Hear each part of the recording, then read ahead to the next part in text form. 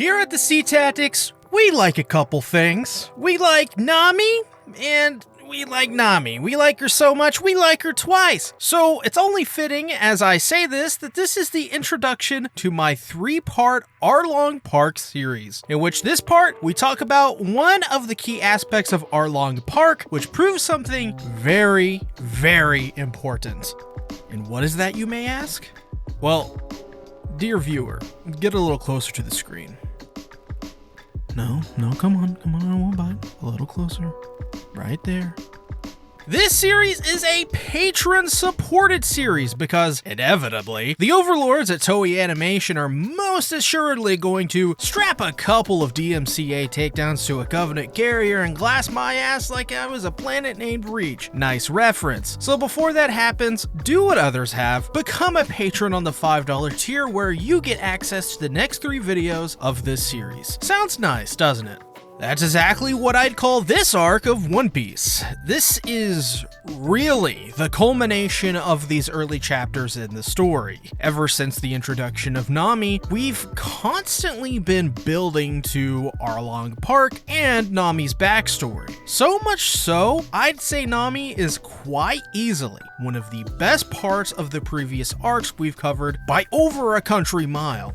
So, like 1.5 country miles? Whatever the hell that means. But I also believe Arlong Park is One Piece's first masterpiece. So, just why is that? And why am I singing the praises of this arc so much? Well, it all starts with the Straw Hats. -1.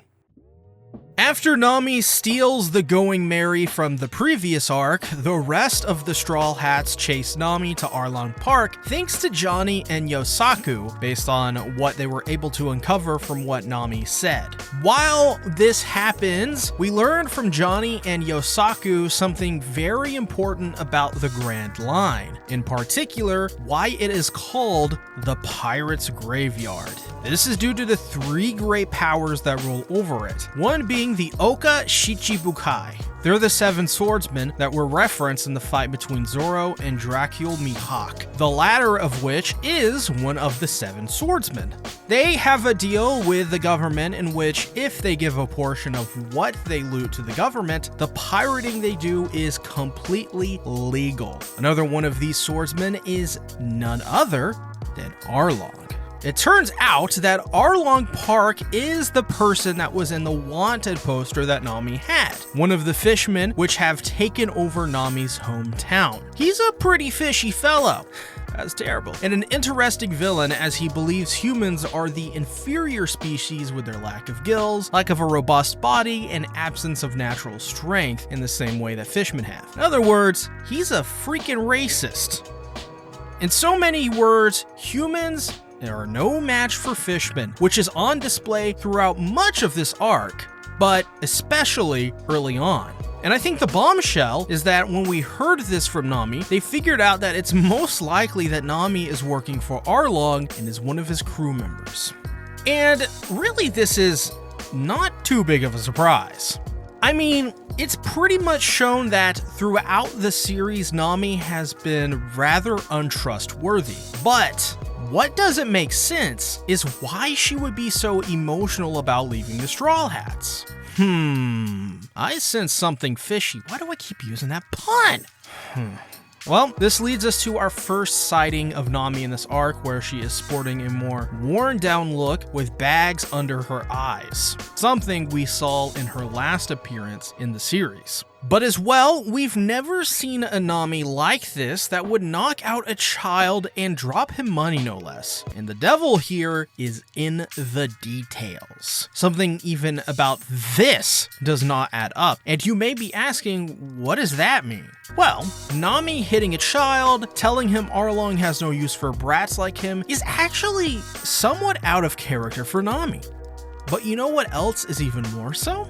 Her giving money to that child. That is absolutely something Nami would never do, is part with her beloved greens. So what the heck is going on here? She even seems like she's more evil when talking to Arlong.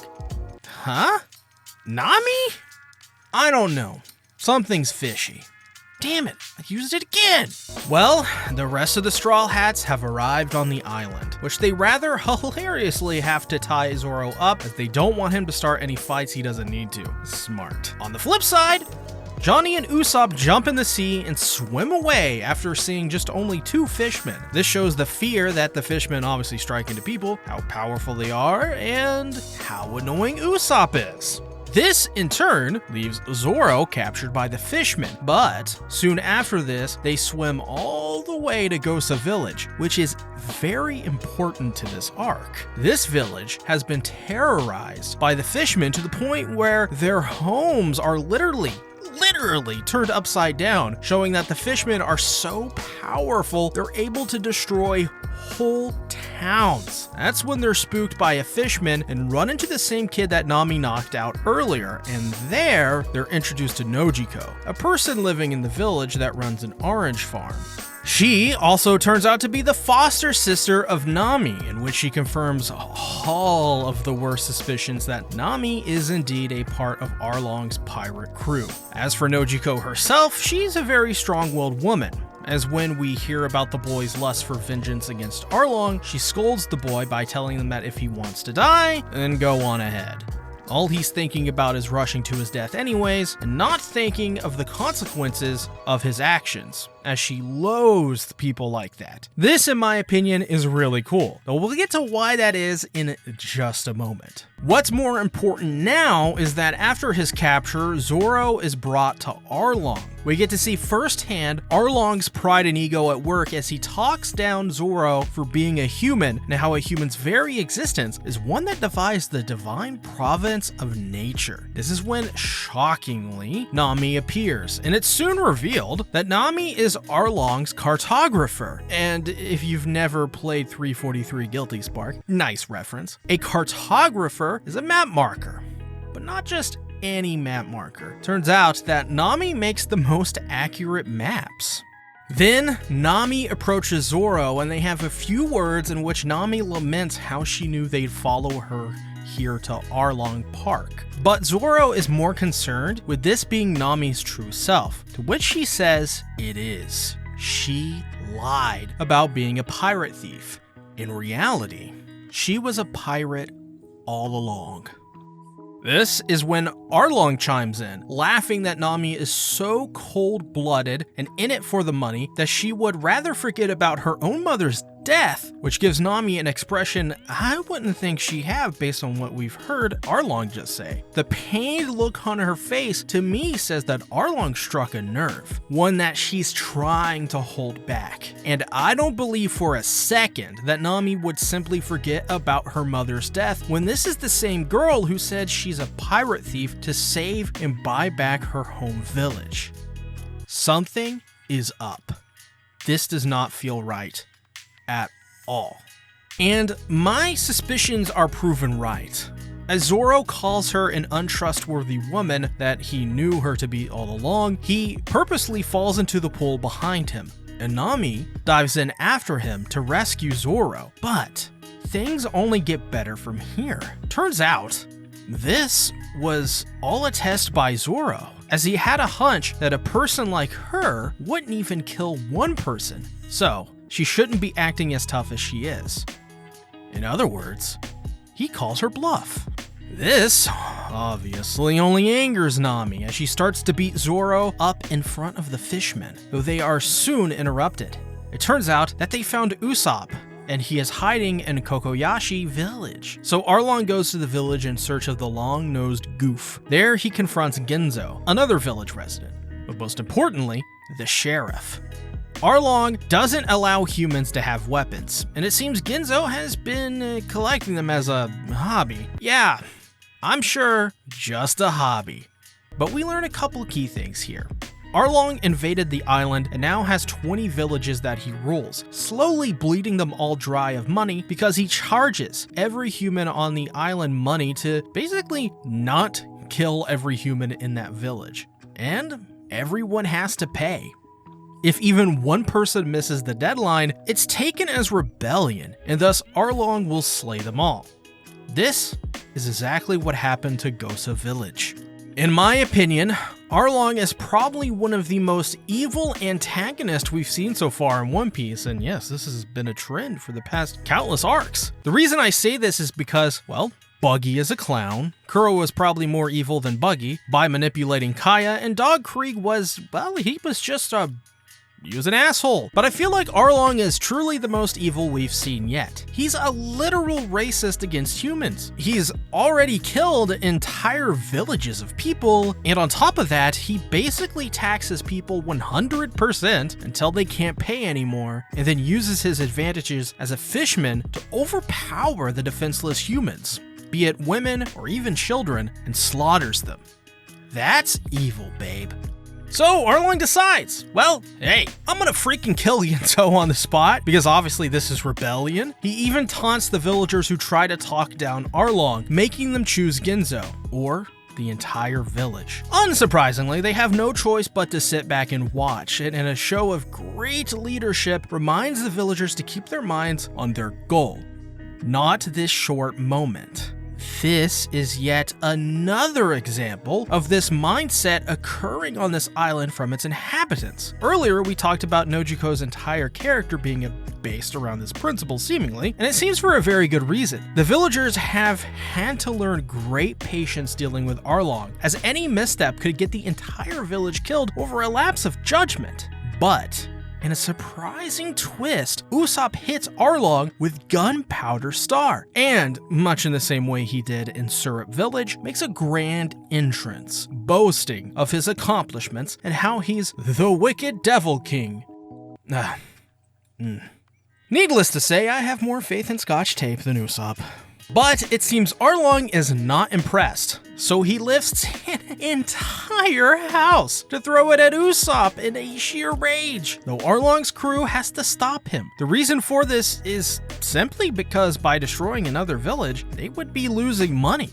This moment is rather interesting because it shows Arlong has a hair-trigger temper. He's crazy and even unpredictable, though a guaranteed trigger of his is humans standing up to him. Also, it shows that these group of fishmen are so ruthless that they would rather keep these villagers alive and imprisoned by them so that they could siphon all of their money away, assuring their easy living. After this, they do end up chasing Usopp, though here is really where the good stuff gets going. Nami shows up in the village after the kerfuffle with a smile on her face that quickly changes to one of sadness as she notices the villagers around her all hate her. That is, except Ginzo and Nojiko. I love the detail of her initial reaction and then the subsequent change to the tired and anguished look she's worn throughout this entire arc so far. It really feels like they're trying to build up frustration within Nami with every opportunity that they have. She tries constantly to put on her poker face, but in some way she's always painfully reminded the reality of her situation, and that worn down demeanor slowly creeps its way back in. What makes all of this so much more sobering is when Nami, with a bouquet of flowers, visits her mother's grave. She seems really happy crisscross applesaucing at her mother's grave because she's only 7 million belly away from buying back her village for 100 million belly. This moment is really good because the subcontext tells us that Nami has been making a name for herself as this awful woman, ruining her own reputation because she believes in freeing her village from the grasp of Arlong that much. Nami was really never an evil woman by nature, but rather she became an evil woman by choice. Manipulation, double-crossing, it's all just something she has to bear, even though it's not her, because much like the villagers, she believes in a bigger picture. They're all in this together, and now they need to suffer so they may prosper later. This arc so far has proven that the reader is rewarded for paying attention in every arc previously. Nami has been a huge focal point of nearly every arc so far, in some way having panels which allude to something bigger or building to a future arc. This means that since Orangetown, we've been for countless chapters building and building and building.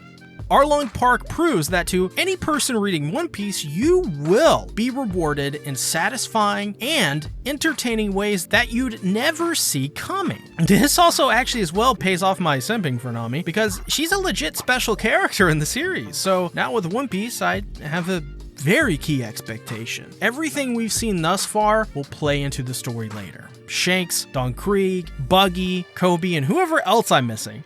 I now have the expectation we're going to see them again. And not only again, but they're going to have a huge role later on in some way. Arlong Park is really when One Piece has started to come together.